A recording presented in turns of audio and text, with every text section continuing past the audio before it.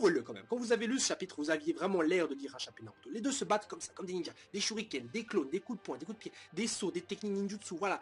C'est comme ça que le combat aurait dû être. Peut-être, et je crois que c'est la meilleure manière en fait de le faire. C'est-à-dire qu'on d'abord on a les grosses armes, tous les gros guns, et après on a les petits trucs un peu plus simples, et on voit que le combat est sur sa fin, parce que pour moi personnellement le combat va se terminer la semaine prochaine, c'est obligé parce qu'il ne reste que 2 chapitres pour boucler 15 ans de manga. Il y a le chapitre suivant qui va conclure le combat, et le dernier chapitre qui fera 30 ou 40 pages que sais-je, pour, je sais pas, pour faire un peu le tour de ce qui se passe chez chacun des autres, enfin, les libérations, là, tout ça. Parce qu'il faut dire encore une fois que, je suis désolé, mais le Mugen Tsuyokomi, il est encore là. Donc je sais pas s'ils vont boucler ça en 2-3 pages, mais voilà, il faut quand même stopper ça, quoi, merde. Et sachant que le Mugen Tsuyokomi, il faut justement l'aide de Sasuke et Naruto, je crois, en même temps pour le libérer, voilà, je vois pas exactement ce qui est possible de faire, sachant que tout le monde est libéré dans le film, ou pas, peut-être que tout cela est un genjutsu immense, enfin, bon, bref. Mais voilà, donc le combat, en tout cas, est assez sympathique à regarder, les deux sont à bout de force, mais Sasuke, donc, a vite fait l'avantage, non, pardon, Naruto a l'avantage au début de ce fait qu'il a, il a plus de chakra que Sasuke, parce que lui, il cours de chakra assez rapidement. Et on voit même que les Biju aident Naruto à travers, en stoppant un peu Sasuke, parce que celui-ci lance un Amaterasu, dont la puissance n'est pas très utile, enfin n'est pas aussi importante qu'avant, et limite force son coup. Donc les Biju apparemment stoppent un peu le pouvoir de Sasuke. Je pense que c'est vraiment pour aider Naruto. Voilà, faut pas déconner. Mais donc il avait un peu... Naruto avait l'avantage au début, où on voit que Sasuke est à court de chakra, alors que Naruto peut encore balancer des Rasengan à foison et faire des clones easy facile. Alors que vers la fin du combat, Sasuke reprend l'avantage en absorbant le chakra que Kurama avait accumulé pour Naruto, ce qui fait que celui-ci est baisé. Et certains diront, mais attends, il a absorbé le chakra Naruto, mais il y a le chakra Senjutsu dedans, non? Alors pourquoi est-ce que Naruto, à leur limite, ferait pas accumuler du chakra Senjutsu, voilà, vite fait comme ça, histoire de faire ce qu'il a fait au Pain Gakido, je crois que c'était, qui absorbait le chakra Lucy et se transformait en statue de grenouille. Moi, je vais vous dire une chose, si vous vous posez la question, dites-vous bien que Sasuke déjà est habitué à l'énergie naturelle. Le chakra Senjutsu, il l'a. Le Somodi, c'était du Senjutsu techniquement. Et sachant que son Susanoo a fusionné avec la marque maudite de Jugo, qui était aussi l'énergie naturelle. Donc je veux dire de ce côté. Et en plus, il a reçu du chakra d'énergie naturelle, je crois, à partir du Rikudo qu'on lui a donné son bon Europe. Donc je pense que de ce côté-là, Sasuke ne sera pas transformé en statue de crapaud, et de toute façon ne maîtrise lui-même pas le véritable Senjutsu comme Naruto, mais survit aux effets secondaires, j'imagine. C'est un truc comme ça, vous voyez. Un peu comme Madara, il avait absorbé le chakra Senjutsu de Hashirama, mais il n'avait pas non plus les marques de Senjutsu, c'était à travers le chakra, quoi, c'est ça. Bref, donc, comment dire, si ce n'est que ce combat cette partie du combat est selon moi la meilleure du truc, parce que franchement avant c'était des grosses explosions, c'était cool, on voyait voir qu'il y a la plus grosse bite, mais là c'est vraiment, c'est plus correct.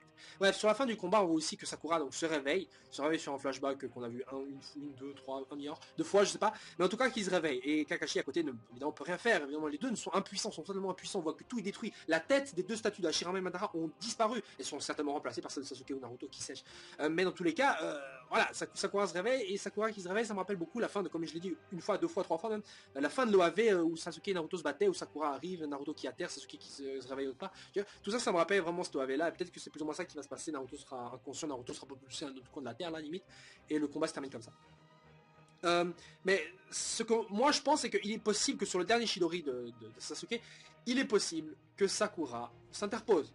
Voilà. Alors certains vont dire que Sasuke, ouais, Sakura meurt, s'il te plaît. Mais ni Sakura, ni Naruto, ni Sasuke ne vont mourir, puisque les trois sont présents dans le dernier film, sauf Genjutsu. Mais bon, les trois sont présents dans le dernier film. Donc de ce côté-là, je pense qu'il n'y a pas lieu de vraiment de s'inquiéter. Enfin, il est possible qu'elle soit transversée, mais qu'elle ne meure pas. D'ailleurs, je trouve ça une erreur, pardon, dans le Naruto The Last, qu'on sache que Naruto, Sasuke et les autres sont encore en vie.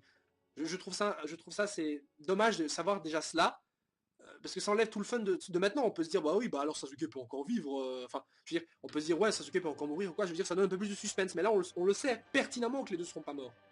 Enfin, les trois ne seront pas morts. Donc voilà, je sais pas ce qui va se passer pour la suite. Selon mes hypothèses, sachant que Naruto dans le film Naruto Sola, c'était un bandage sur une des deux mains, j'ai oublié laquelle, je crois que la main droite ou gauche, bon peu importe.